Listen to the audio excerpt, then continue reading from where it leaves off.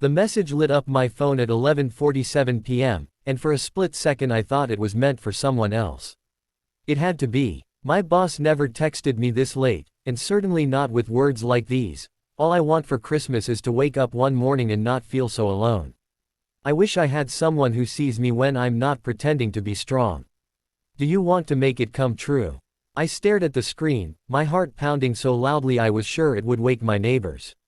My fingers hovered, unsure whether to breathe, reply, or pretend I had never seen it. Before I could decide, 3 dots appeared, then vanished.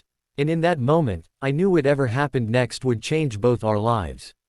I worked as an assistant project manager at a mid-sized firm, and my boss, Eleanor Reed, was known for her sharp mind and sharper boundaries.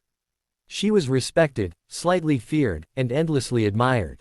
To me, she had always been professional kindness wrapped in precision, encouraging but distant, warm but unreachable. I'd never seen her falter.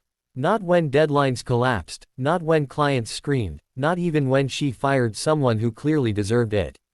So reading that message felt like peeking behind a locked door I was never meant to open. I didn't reply that night. I couldn't. Instead, I lay awake replaying every interaction we'd ever had, searching for signs I'd missed. The next morning at work, she was already in the office when I arrived, standing by the window with a cup of coffee, city lights still fading behind her.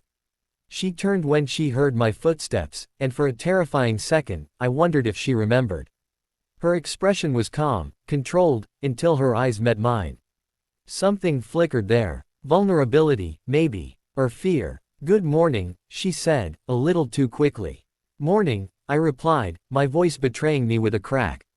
The day unfolded like a test of endurance. Every email, every meeting felt loaded with unspoken words. I kept waiting for her to pull me aside, to apologize, to explain. But she didn't. At lunchtime, she sent a short message through the internal chat, "Can you stop by my office after lunch?" No smiley face. No punctuation to soften the blow. When I closed her door behind me, the silence was heavy. She didn't sit right away. Instead, she leaned against her desk, arms crossed, eyes fixed on the floor. "I sent you something last night," she said quietly. "Yes," I answered, equally soft. "It was meant for my sister," she continued, then paused. "But that doesn't make it untrue." I didn't interrupt. I couldn't. She finally looked up, and for the first time since I'd known her, Eleanor Reed looked tired. Not work tired. Soul tired. She told me about her divorce 3 years earlier, about how success had filled her calendar but emptied her home. She spoke of Christmas mornings alone, of fake smiles at office parties, of going to bed wishing someone would ask how she really was, and stay to hear the answer. "I shouldn't have involved you," she said, her voice trembling now. "You can forget it ever happened." But forgetting wasn't an option anymore. That message had cracked something open in me too. I admitted that I'd been alone in my own way, hiding behind routines and late nights, telling myself I didn't need more. We stood there, 2 people finally honest, balancing on a line neither of us had planned to cross. "I don't know what you meant by, 'make it come true,'" I said carefully. "But I know what it felt like to read it. And I don't think you should spend another Christmas feeling invisible." She laughed softly, wiping at her eyes. "That's not an answer." "No," I said, "but it's a start." We agreed on boundaries. On taking things slow. On not letting one impulsive message destroy something important. For the next few weeks, we shared coffee instead of confessions, smiles instead of secrets. Yet something had shifted. The air between us was warmer, lighter. And when she asked, casually, if I had plans for Christmas Eve, my heart answered before my mouth did. The night before Christmas arrived wrapped in quiet snow.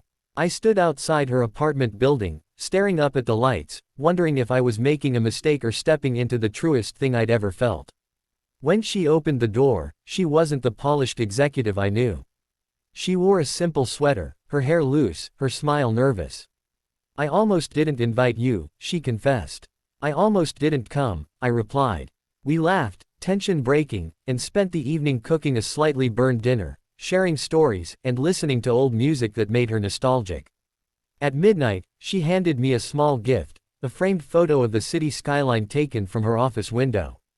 "So I remember," she said, "that even at the top, the view is better when you're not alone." As the clock edged toward Christmas morning, we sat side by side, not touching, but closer than ever before. She looked at me then, really looked at me. "That wish," she said softly. "Do you still want to make it come true?" I took her hand, feeling the answer settle deep and steady inside me. "Yes," I said. "But not just for Christmas. For all the mornings after." In that quiet room, with snow falling outside and no audience to impress, Eleanor Reed stopped pretending to be strong. And I realized that sometimes, the bravest thing you can do is send the message you're afraid someone might read, because once they do, you're no longer alone.